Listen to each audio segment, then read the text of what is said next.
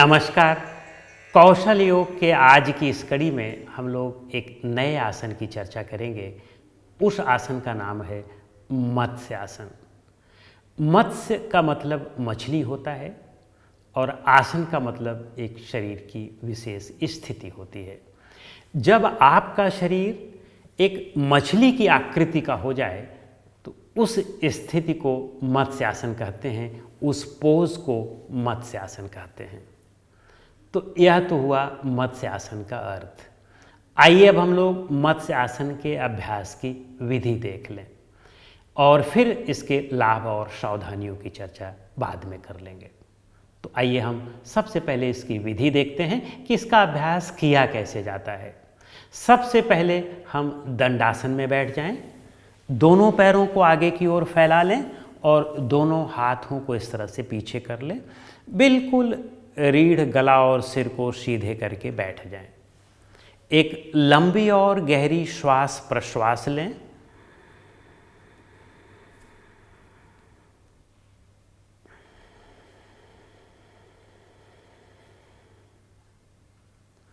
अब आप अपने मन को सजग बना लें।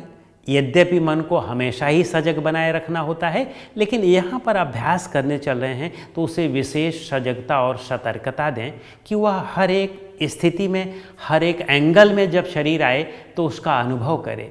कहाँ खिंचाव हो रहा है, कहाँ नहीं खिंचाव हो रहा है, कहाँ और खिंचाव देने की आवश्यकता होए, कहाँ और कम खिंचाव करने की आवश्यकता है। यह सजगता से ही पता चलता है। तो इस आसन में सबसे पहले हम पद्मासन पर बैठते हैं। पद्मासन का मतलब अपने पैर को क्रॉस करके बैठना है। तो कोई भी एक पैर के पंजे को दूसरे पैर की थाई पर रखें और फिर दूसरे पैर को पहले पैर के थाई पर रख लें। तो इस तरह से यह हमारा पद्मासन हो गया। रीढ़, गला और सिर को बिल्कुल सीधा रख लें। अब इस पद्मासन में बैठ करके, जैसा कि मैंने कहा, आपको अपने मन को सतर्क और सजग बनाए रखना है। अब हमें इसमें पीछे की ओर लेटना है। पीछे की ओर लेटने में यह ध्यान रखेंगे, इसके दो वेरिएशन हैं। एक सिंपल वेरिएशन है कि आप पीछे हाथ के सहायता से पीछे लेट जाएंगे और सिर का यह वाला भाग, जिसे हम मेडुला कहते हैं, उस भाग को नीचे जमीन पर कर देंगे। तो यह तो सरल भाग है, यह तो इसका सरल वेरिएशन है। जो इसका हल्का सा टफ वेरिएशन है, या आप यूँ कहें कि जो वास्तव में वही आसन मत्स्यासन कहा जाता है, उस आसन में हम अपने सिर के ऊपर वाले भाग को जमीन पर रखेंगे और हाथों की इस तरह से सहायता लेंगे कि यह ऊपर वाला भाग जमीन पर आ जाए। जब यह वाला भाग जमीन पर आ जाएगा तो वहाँ और पीछे फिर यहाँ नीचे रीढ़ तक ये पूरा भाग जमीन के ऊपर होगा। तो जमीन के ऊपर होगा और फिर बाकी इस पर और हिप पर हमारा पूरा शरीर टिका रहेगा। तो आइए हम लोग पहले इसके अभ्यास की विधि देख लेते हैं कि कैसे हम इसको करते हैं। दोनों हाथ को इस तरह से पीछे रखें और फिर एल्बोस को अपने ज़मीन पर रखें। एल्बोस को ज़मीन पर रख करके अब एल्बो की सहायता से ही सिर के ऊपरी भाग को ज़मीन के ऊपर इस तरह से कर दें। थोड़ा सा हाथ का यहाँ मदद लेकर के और ऊपर कर सकते हैं और फिर दोनों हाथ से पैर के अंगूठों को पकड़ लेंगे।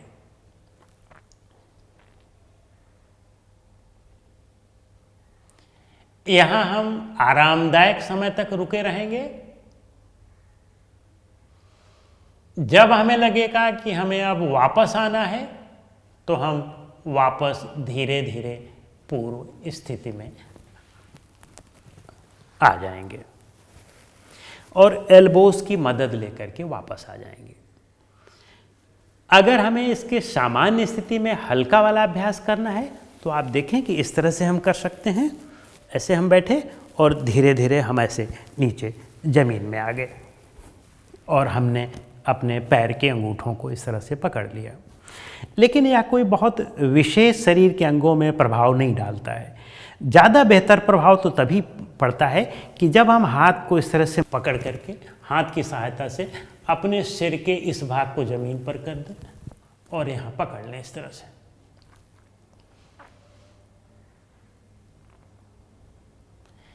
अब इस स्थिति में आप देखेंगे कि हमारा पूरा शरीर जो है केवल सिर और हिप इनकी मसल्स पर टिका हुआ है, बाकी सारे अंग जमीन से ऊपर हैं। आप देखेंगे कि ये सारा अंग जमीन से ऊपर है।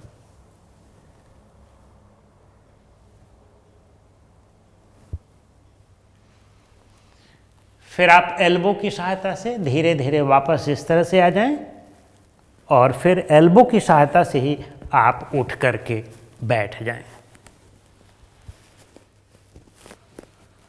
अब कुछ लोगों का यह प्रश्न हो सकता है कि हम इस आसन में कितनी देर रहें या किसी भी आसन में हम कितनी देर रुकें। जितना आप सहजता पूर्वक रुक सकते हो आप उतना रुक सकते हैं। कहीं कोई ज़्यादा अनड्यू प्रेशर नहीं डालना है, ज़्यादा खिंचाव नहीं देना है, ज़बरदस्ती नहीं करना है और एक दिन में ही मास्टरी करने का मन नहीं बनाना है कि आप एक दिन में ही उसके मास्टर हो जाएंगे। तो धीरे धीरे आप अभ्यास बढ़ाते बढ़ाते आप मिनट, 2 मिनट, 3 मिनट, 4 मिनट जितना आपको अच्छा लगे आप उतना लेट सकते हैं। लेकिन ऐसा नहीं है कि एक ही आसन में घंटा भर लगा देंगे। तो इस तरह से ना करके एक बैलेंस बनाना है तो मिनट, 2 मिनट पर्याप्त होता है। तो इस तरह से इस आसन के अभ्यास की यह विधि हुई। आइए अब हम लोग इस आसन का लाभ समझ लें। सबसे पहले आप इस आसन में बैठते हैं पद्मासन में, तो पद्मासन के जो लाभ हैं जिनकी हम लोग चर्चा कर चुके हैं कि यह हमारे लंबर के सिस्टम को बहुत मजबूत कर देता है, यहाँ की मसल्स को मजबूत कर देता है। जो हमारी पेल्विक मसल्स हैं, लेवेटर एनाई मसल्स हैं, कॉक्सिजियाई मसल हैं, उन सब को मजबूत कर देता है और हमारे एब्डोमेन की मसल्स को भी मजबूत कर देता है। जो हमारा रिप्रोडक्टिव सिस्टम है उनको भी मजबूत कर देता है। तो यह तो इसके एक सामान्य लाभ हो गया चूँकि पद्मासन में बैठे हैं। लेकिन मत्स्यासन करते हैं तो लाभ और बढ़ जाता है। अगर आप सामान्य मत्स्यासन कर रहे हैं जिसमें सिर का यह निचला भाग आपका ज़मीन पर आ रहा है तो इसका यह लाभ होगा कि आपके जो पीछे की मसल्स हैं, लंबर की मसल्स हैं या जो आपके पेल्विक मसल्स हैं उनमें खिंचाव होगा और उतना ही नहीं आपके यहाँ की जो मसल्स हैं उनमें भी खिंचाव होगा। आपके डेल्टाइड मसल्स भी खींचेंगी, थोड़ा चेस्ट की मसल्स भी खींचेंगी, जो पेक्टोरलिस मसल है यह भी थोड़ा खींचेगी। लेकिन जब आप इस भाग को नीचे करेंगे, सिर का यह वाला भाग नीचे करके आप बाकी अंगों को, रीढ़ को पूरी आपकी ज़मीन से ऊपर रहेगी, तब यह आपके नीचे जो लंबर की मसल्स हैं उनके लिए तो रामबाण है ही। वहाँ की जितनी भी मसल्स हैं, चाहे वो आपके पेल्विक मसल हो, चाहे वह आपके लेवेटर एनाई मसल हो, कॉक्सिजियाई मसल हो या रेक्टस एब्डोमिनस मसल्स जो ऊपर की है वह मसल हो, उन मसल्स को तो यह बहुत अच्छी तरह से प्रभावित करता ही है। जो सबसे विशेष रूप से प्रभावित करता है वह है हमारी ये जो पीछे सर्वाइकल की मसल्स हैं इनको प्रभावित करता है। हमारी जो ट्रेपेजियस मसल्स है वह बहुत अच्छी तरह से खींचती है और स्टेर्नोक्लेडोमास्टाइड मसल जो है वह भी खींचती है और हमारा यह भाग यह भी खींचता है और यहाँ की खींचने से हमारी जो थायराइड और पैराथाइड ग्लैंड है उस पर भी अच्छा प्रभाव पड़ता है। तो थायराइड और पैराथायराइड में यदि असंतुलन है इनमें तो उनके असंतुलन को दूर करेगा। चाहे वह हाइपरथायराइड हो चाहे वह हाइपोथायराइड हो, दोनों का असंतुलन अगर है किसी को तो वह दोनों स्थितियों में यह मदद करेगा। और यदि आप इसका नियमित अभ्यास करते हैं तो निश्चित रूप से दावे के साथ कहा जा सकता है कि आप अगर घंटे 2 घंटे टेढ़ा भी हो करके बैठते हैं तब आपको कभी सर्वाइकल स्पॉन्डिलाइटिस नहीं हो सकता है। सर्वाइकल स्पॉन्डिलाइटिस के लिए यह रामबाण आसन है। और ध्यान रखें, इतना ही नहीं, यह आपको अगर सर्वाइकल स्पॉन्डिलाइटिस हो भी गया है, प्रारंभिक स्थिति में है, प्रारंभिक स्थिति से थोड़ा और सीवियर हो गया है, मीडियम स्थिति तक पहुंच आया है, तब भी यदि आप इसका अभ्यास योग्य मार्गदर्शन पर करेंगे तो आपको बिल्कुल यह 100% रोग को दूर कर देगा।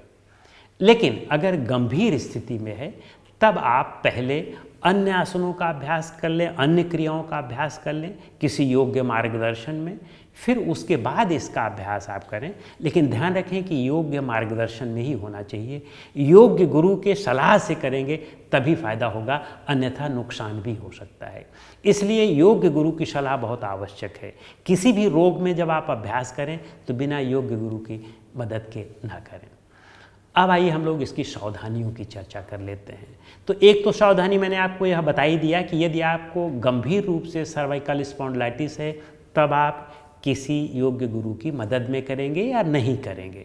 अगर मदद नहीं मिल रही है तो आप फिर इसका अभ्यास नहीं करेंगे। दूसरा, जिन्हें घुटने में समस्या है वे भी इसका अभ्यास न करें। तीसरा, जिन्हें स्पॉन्डिलाइटिस किसी भी प्रकार की है, यद्यपि यह स्पॉन्डिलाइटिस में मदद करता है लेकिन बिना योग्य मार्गदर्शन में इसका अभ्यास ना किया जाए। और चौथा, कहीं भी किसी भी प्रकार की ज़बरदस्ती ना किया जाए। जितना आप कर सकते हैं उतना ही करें, धीरे धीरे धीरे धीरे पेशेंस के साथ आगे बढ़ते जाएं। हमारे यहाँ हठ योग में जो सबसे महत्वपूर्ण चीज़ है वह है कि योग में साधक तत्व क्या है और बाधक तत्व क्या है। तो जो साधक तत्व हैं कि उन्हीं साधक तत्वों के आधार पर ही आप योग में और आगे बढ़ सकते हैं। अगर आपको वे तत्व आपके अंदर नहीं है तो आप योग में आगे नहीं बढ़ सकते हैं। तो हठ प्रतिपिका में साधक तत्व क्या क्या कहे गए हैं आप सुन लें। उत्साह, साहस, धैर्य, तत्व ज्ञानाश्च निश्चय, जनसंग परित्याग, खट विरयोगो विनश्यति। यानी पहला उत्साह होना चाहिए, दूसरा साहस होना चाहिए, तीसरा धैर्य होना चाहिए, चौथा तत्वज्ञान होना चाहिए। तत्वज्ञान का मतलब कोई एक गुरु के द्वारा निर्देशन होना चाहिए। और फिर इसके बाद उन्होंने कहा है निश्चय, दृढ़ निश्चय होना चाहिए। और फिर उसके बाद उन्होंने कहा है कि जनसंग परित्याग, बहुत ज़्यादा लोगों के बीच में न रहें। यदि ये 6 चीज़ें आपके पास हैं तब आप योग के मार्ग पर दिन प्रतिदिन उसकी सीढ़ी पर एक एक कदम आप आगे बढ़ते जाएंगे और अंततः आप छत तक पहुंच जाएंगे। तो इसलिए इन चीज़ों के साथ ही आप आगे बढ़ें, तभी आप अपने मार्ग में सफल हो सकते हैं, तभी आप अपने गंतव्य स्थल तक पहुंच सकते हैं। तो आज इस आसन के विषय में इतना ही। किसी अगले आसन की चर्चा हम अगली कड़ी में करेंगे। नमस्कार।